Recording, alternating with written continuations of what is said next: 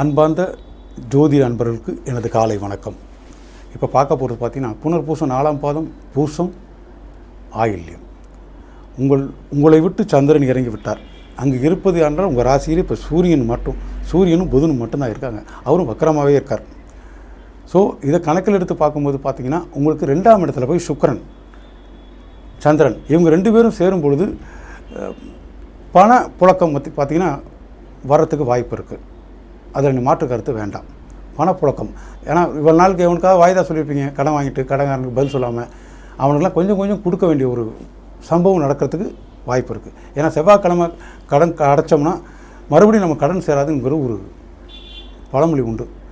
அதை நீங்கள் கண்டிப்பாக கடைப்பிடிச்சிங்கன்னா கடகராசிக்காரர்கள் கண்டிப்பாக நல்லதே நடக்கும்.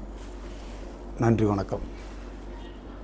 நாட்டில் நடக்கும் உண்மை செய்திகளை உடனுக்குடன் தெரிந்து கொள்ள இந்திய நியூஸ் தமிழ் சேனலை லைக் பண்ணுங்க, ஷேர் பண்ணுங்க, சப்ஸ்கிரைப் பண்ணுங்க, கமெண்ட் பண்ணுங்க. அப்படியே பக்கத்துல இருக்கிற பெல் பட்டனையும் கிளிக் பண்ணுங்க.